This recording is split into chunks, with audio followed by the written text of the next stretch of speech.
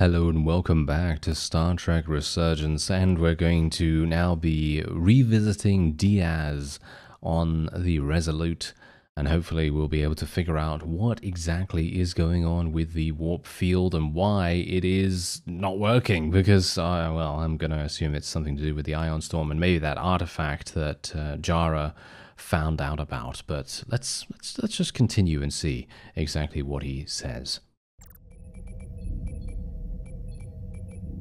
Gravitational harmonics failing to resolve. Warp bubble stability degrading. Increase output to maximum.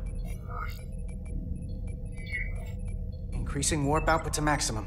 It's happening again.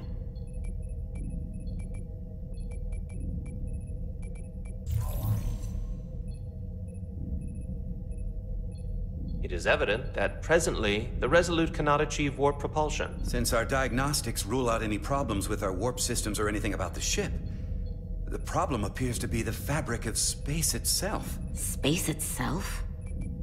You're saying something about this region of space prevents warp travel? Prevents it, or can't sustain it. However improbable, that appears to be the case. We need to know more. The storm didn't stop us from leaving space dock and traveling here. But could it still be causing this interference with warp travel? We must follow sound investigatory principles. Do not let an assumed conclusion drive your analysis. Sometimes we need a little inspired thinking, Mr. Chovak. Captain Solano is on his way back from the negotiations, and I want to have some answers for him when he gets here. Indeed. Given the facts at hand, we may be able to deploy subspace probes around the ship to construct a clearer picture of the phenomenon. Around the ship. I'll prep a shuttle.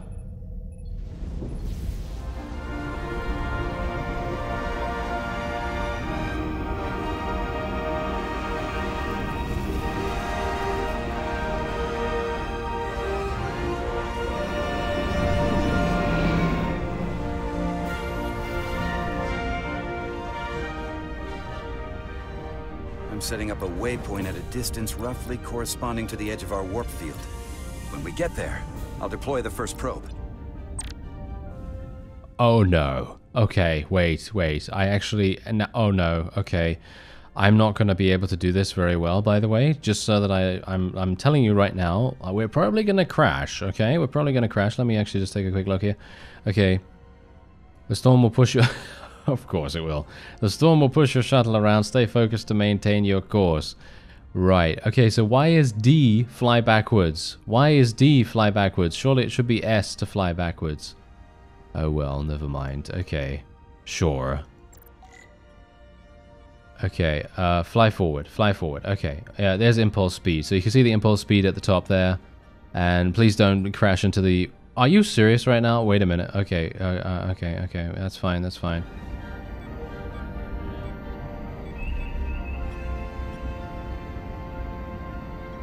Commander Westbrook, the Resolute systems are calibrated to receive the probe's readings. We are standing by to reproduce the warp field collapse after the first probe is deployed. Thank you, Mr. Chovak. We'll be in position shortly. And, Mr. Diaz, do take care in piloting the shuttlecraft. Now is not the time to indulge in the human penchant for joyriding. Oh, I'm actually somewhat insulted, to be honest. There's no way I would have been able to do that if I wanted to.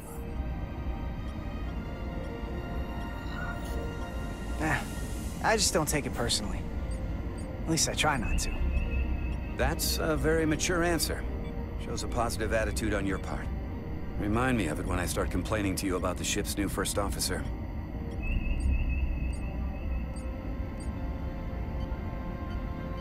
Yeah, anyway, as I was saying, generally I don't actually have a problem with Mr. Chovak. I think he's just being a Vulcan. You know, he is literally just being a Vulcan right there, and I don't take it personally at all, to be honest.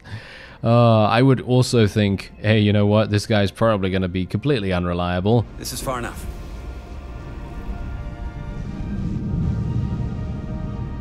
Transporting the first probe into position.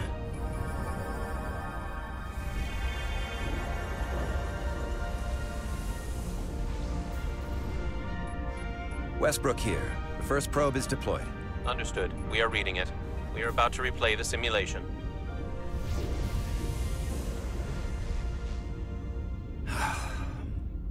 Problem? I just can't get a handle on her. Commander Rydek. She rejected my plan to use a deflector pulse against the storm surge. But on the other, she did listen to my advice and use the whole polarity trick to get you through that excursion alive. I'm not saying there's anything wrong with the new XO. I'm sure she's a fine officer, even if we don't see eye to eye. But she didn't go through what the rest of us did. You know that. And it's hard to figure out why she'd be the one Solano chose instead of, well, one of us. I've heard some good things. You should at least give her a chance. I'll take that under advisement. Test is running. Warp field collapse in 3, 2, 1, mark.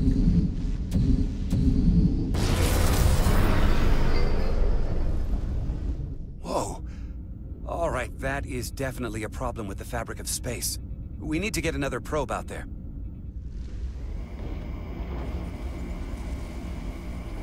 With 2 points of data, the Resolute and the probe, we've managed to get an interference pattern. I'm setting a waypoint to a particularly strong area of interference. We'll deploy the second probe there. Oh no, there's more asteroids in my way. I'm very worried. I'm gonna give you a piece of advice I wish someone had given me.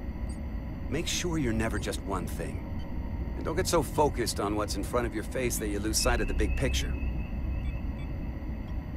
Before Rydek showed up, the captain pulled me into his ready room and told me he didn't think I had the people skills to be first officer. What a load of crap. I mean, if he'd said that about Chovak, sure. I appreciate the advice, Commander. I'll make sure I keep my options open. I don't need to tell you how to operate. You're already well on your way.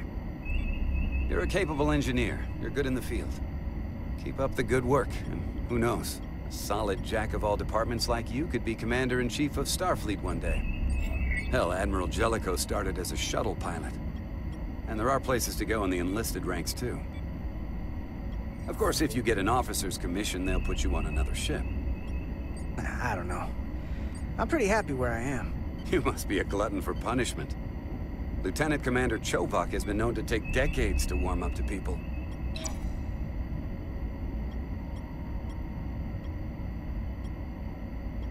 You know, somehow I can actually believe that. To be fair, I actually don't have a problem with that. I really don't. I actually like him. I do like him, even though he's, you know, very much indifferent to me. But, you know, that's just how they are, aren't they? Here. This is close enough. Stop the engines. Deploying the probe. Westbrook to Commander Chovak. We're ready for another sampling of data. Very good. Running the simulation again. Warp field collapse in 3, 2, 1, mark. There it is again. I saw it. It seems to be directional. Well, what about the scans? Anything?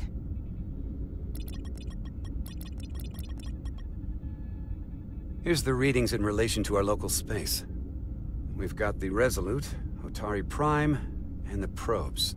All this interference is overloading the sensor buffers. We're gonna have to triangulate the sensors manually. Oh no. Oh, don't tell me to do this. Oh, this is bad. Okay, locate interference peaks. Okay, there's one. Right? Isn't that one?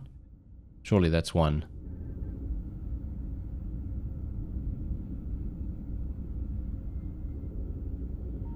We got something. These markers indicate peaks in the gravimetric interference patterns. Let's see if I can find some more.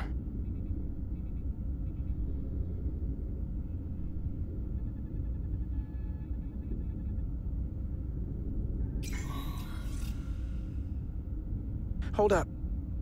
This is coming from the moon. A beam that blocks warp travel. Aimed right at us. Someone is doing this intentionally. I don't know how they're doing it.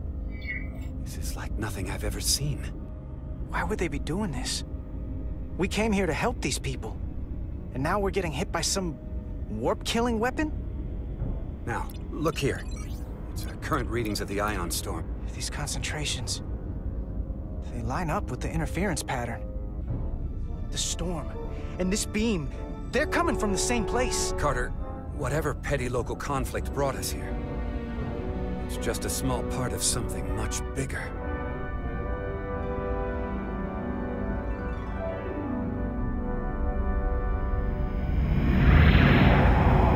Presently, we don't have an explanation for how they're doing this. But one thing is clear. This is no fluke. Thank you, Mr. Westbrook. I want a full briefing when I'm back on board. Solano out. A targeted weapon that inhibits warp travel. Coming from the moon Tau. That would explain the difficulties my shuttle encountered. More importantly, the tenor of the Hotari during the negotiations. And here I thought the Illidians would be the problem. Coming to peace talks in a warship.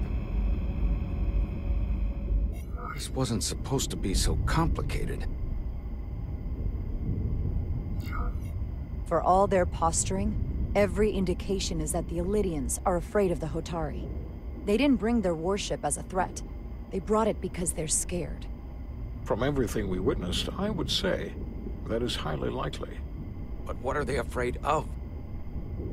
Tylus, the Hotari representative, said she thought they found something in the mines. Galvin and Sidron brought it back to the palace, but they're keeping it under tight security. She's going to investigate it. I gave her my tricorder. I expect she'll contact us soon. You found an ally. Why would Tylus help us? Go behind her people's back? It's a fair question, considering. She doesn't like the way Galvin and Sidron have been manipulating the situation. And the Queen. Working with us to go around them isn't the same as betraying her people. That may be true. She's certainly more likely to help than the other Hotari we've met. That raises another question. Specifically, what do the other Hotari have to gain in bringing us here, only to make this hostile maneuver against us? There must be some motivation. Unless they changed their minds between when they asked and when we got here. That's the thing. It doesn't make sense to bring us here. Tylus said that Galvin and Sidron have restricted access to the mines, even to the Hotari. So they don't want anybody to learn what they've found. Then calling in the Federation is a funny way of going about it. I don't think the Illidians know what's really down on that moon either. Major Armintas said the revolt defied explanation. That the Hotari miners somehow harness the energy of the storm. Harness the energy of the storm? Doing that is beyond even our capabilities. So is a weapon that disrupts warp travel. There have been civilizations and entities, both past and present, far more technologically advanced than the Federation.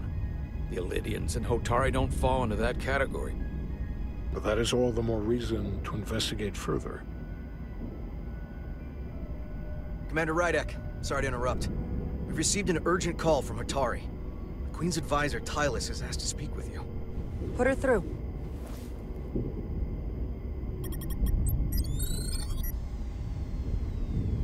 Galvin and Sidron are still with the Queen. I've enlisted help to gain access to the room they have under guard. I don't have much time. I'm not supposed to leave my post. It's only for a moment. I so appreciate your help.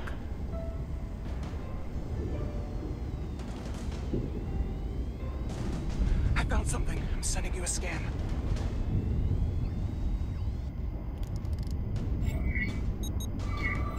Got it. Tylus, if we needed to gain access to the mines on Tau, is that something you could help us with? I suppose it wouldn't be easy, but I have to go. Tylus. Can we reconnect? Sorry, Captain. We've lost all contact. We can only hope she escaped without harm. It was hard to tell. We have to help her. Send another shuttle. We're not doing anything yet. Not until we know more. Let's see the scan of whatever the hell that was.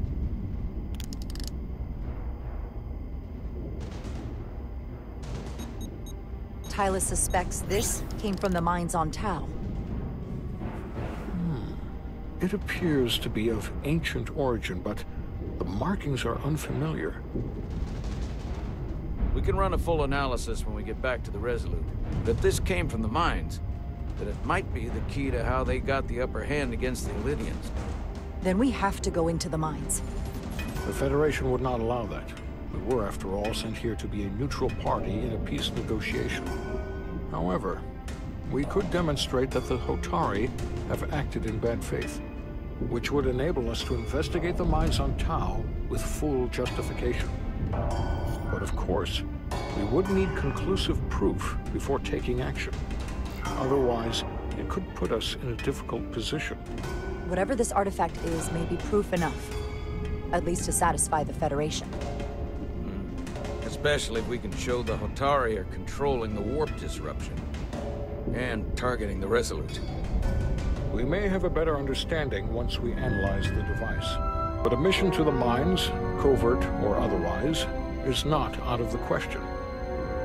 And I will handle the Federation.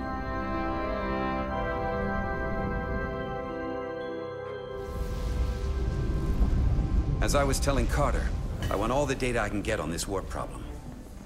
And the negotiating team's shuttle has been recording data all the way back from Hotari. Even better than our probes. So pull the sensor and engine ISOs from the Melville when it sets down.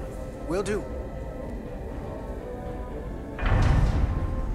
I'll join you and Shovak down in engineering to run another analysis after the briefing.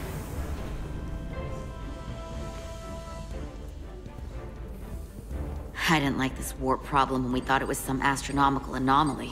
And I like it a hell of a lot less now that we know someone is doing it to us. How does it work? What do we even do about it? What do you say we pull these chips and find out? Took some damage on the way.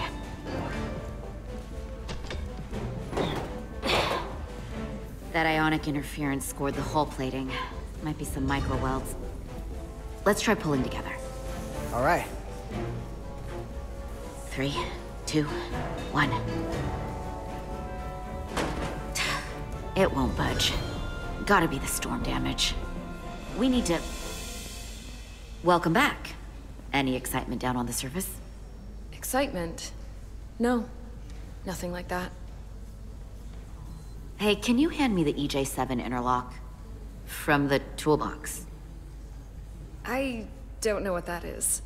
Not much use for one on a security detail, huh? Carter?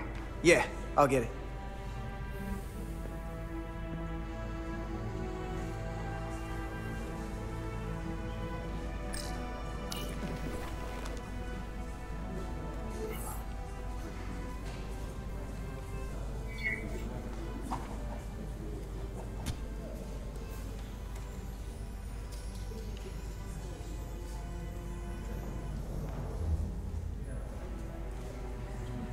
Okay, I'll apply pressure while you decouple the panel.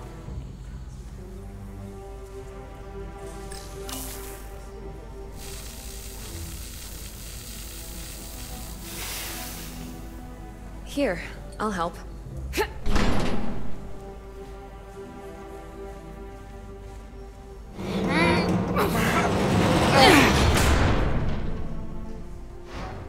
We've got this. Open up and say ah. Thanks for the hand. We have to get these isolinear chips down to engineering. No problem. You really know everything about these ships, don't you? The tools, the systems. Like a walking Starfleet technical manual. Well, I wouldn't say everything, but I know my stuff. I can see that. Come on, start pulling chips. What was I supposed to say? What was I supposed to say there? Was I supposed to say I'm good at what I do, or what? I thought being a little bit humble would be okay, but apparently not. I don't know. Oh well, never mind. Let's get these isolinear chips. Oh my, there's a bunch. Okay, wait a minute. I wish we had data here, actually. Wish we had data here right now. He'd just be like, yeah, I'm just going to take all these out in under 2 seconds. That sounds like a fun idea, doesn't it? Well, never mind. He's not here. Oh dear. Now look at me. Look at what I'm doing. I'm dropping them on the floor. Ooh, what's that? What's this? Some kind of crystal formation?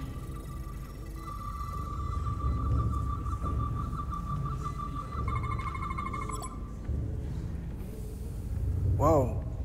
This substance is a quantized spin crystallization of hydrogen, carbon, and lithium. It's emitting tetrametric pulses at an interval of 3.8422 seconds. Quantized crystallization isn't natural. I mean, it's only theoretical as a means to engineer matter on a subatomic level. What's it doing in there?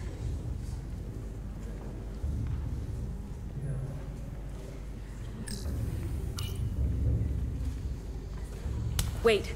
Regulation 364, subsection 9. What? Regulation 364, subsection 9 orders that in the case of an unknown foreign substance infiltrating a sealed system, it will be placed in secure confinement before further examination. Retrieve a containment module. Don't you think we're more equipped to deal with whatever this is? No. Before anything else, this is a security issue. You don't even know what this is. Which is why we need to study it. Once it's contained. This is another piece of the puzzle we're trying to put together. We should be investigating it. And you can. In the containment lab. But protocol is protocol. I can't make an exception just for you. I'm still going to report these crystals to Commander Westbrook when we send the shuttle data. And I will inform my superiors. I'm taking this just as seriously as you are. But I overheard talk about the warp disruption on the shuttle. Now these crystals? Maybe this situation is more than we can handle with just a science vessel.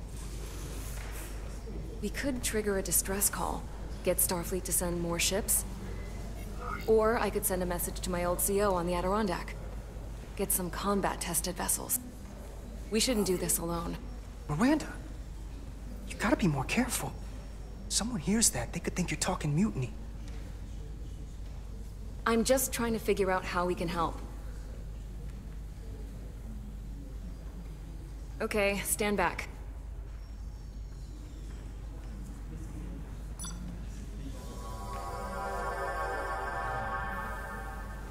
Get this to the containment lab.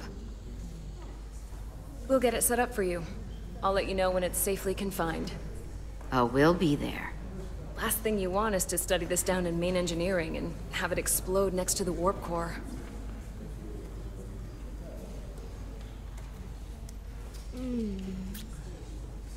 Almost forgot. Can't have that. For a second, I thought she'd gone cold on you. Like she might have changed her mind. But I guess this whole situation has her spooked. Maybe she knows more than us? Or it's because this is all happening so fast? But she usually doesn't scare easy. Yeah, there was something a little off about her. Like that talk about sending a distress call? That was pretty out there. She was probably just thinking out loud. I'm sure she'll come to her senses. This mission has enough complications stacking up. Now, we'll get through it. You, me, and Miranda too. Commander Rydek was able to work behind the scenes during the negotiations and made contact with a representative from the Hotari delegation named Tylus. She mentioned an unusual artifact of unknown origin being held under tight security within the Hotari Palace, which she believes came from the mines on Tau. Now, this artifact might have a connection to the revolt, to the storm, and to the warp disruption we now know has been targeted at the Resolute. Commander Rydek, if you want to take it from here. Of course. Tylus managed to infiltrate the heavily guarded location within the palace and sent us these scans using my tricorder. It appears to be some sort of control panel, possibly connected to the warp disruption weapon originating on Tau. Of particular interest is this symbol, which we couldn't identify the origin of. The Federation database has records from a vast number of civilizations. If anyone from Starfleet has come across this before, the system should recognize it. cross-referencing with Federation records. Displaying symbols from Federation database with a 90% probability of match or higher. Select a symbol to further analyze.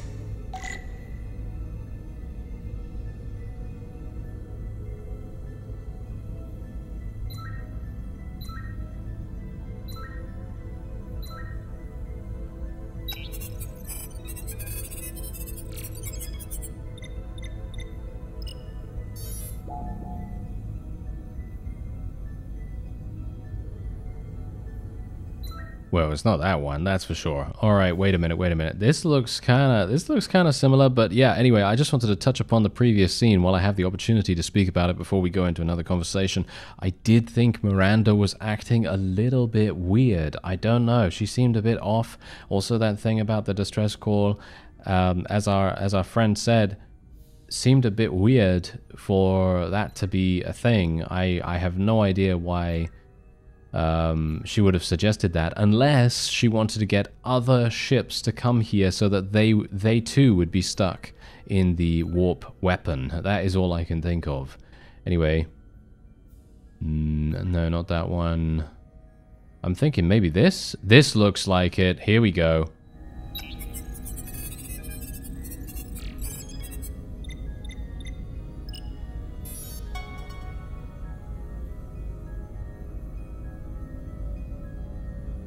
.2% match. Got it.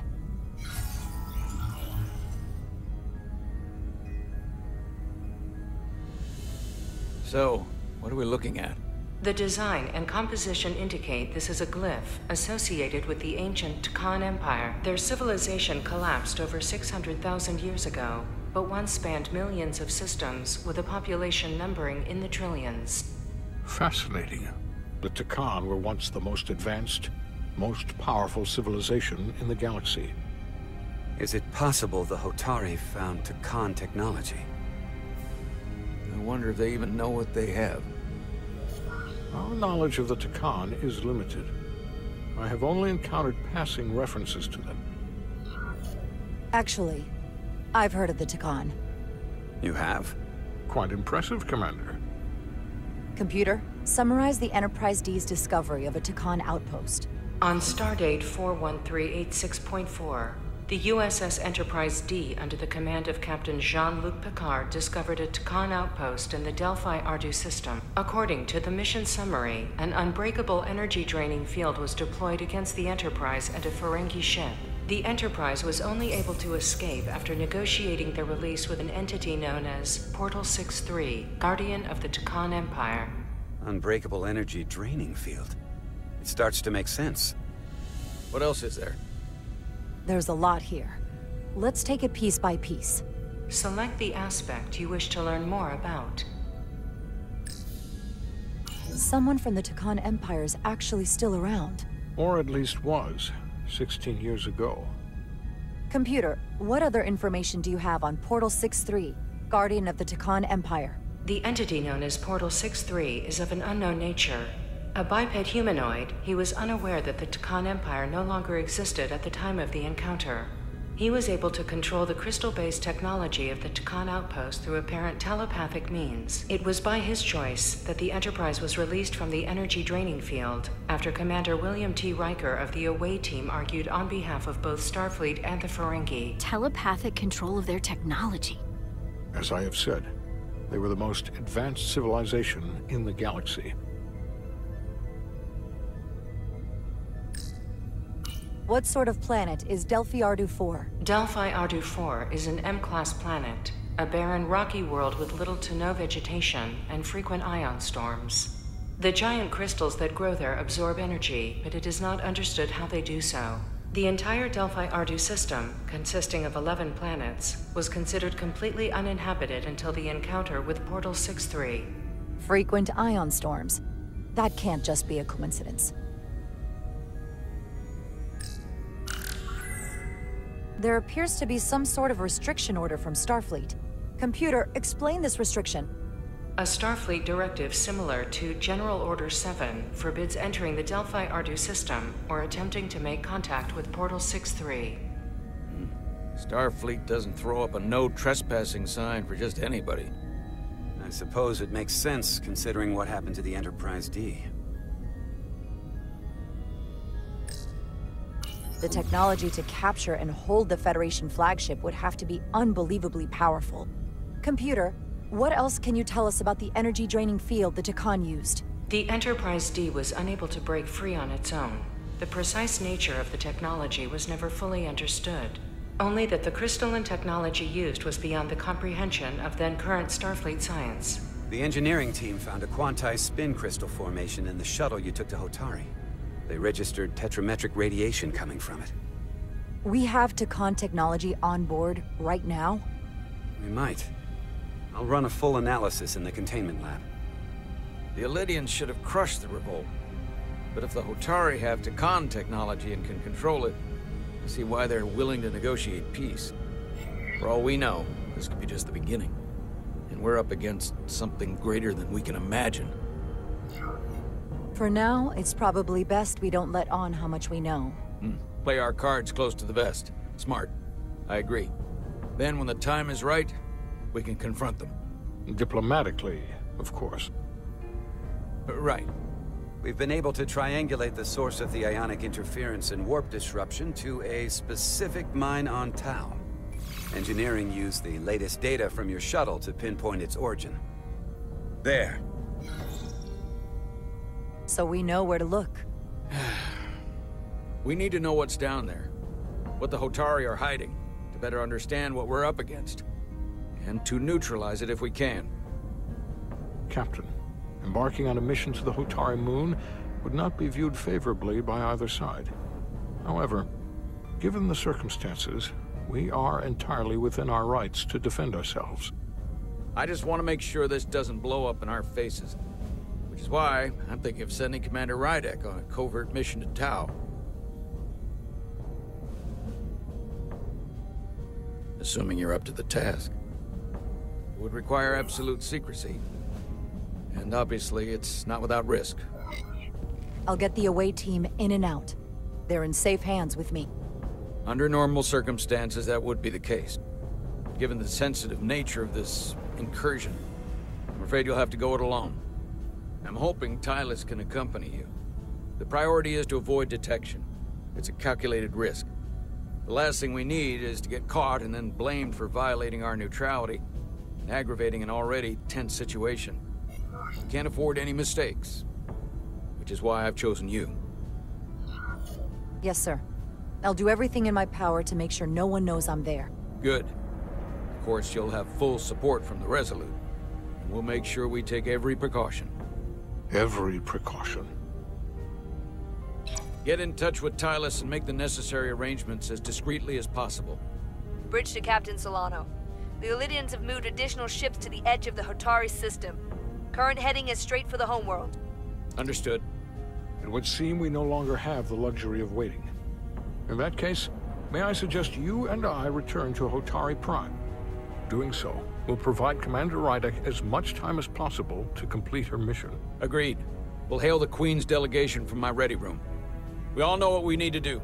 Dismissed.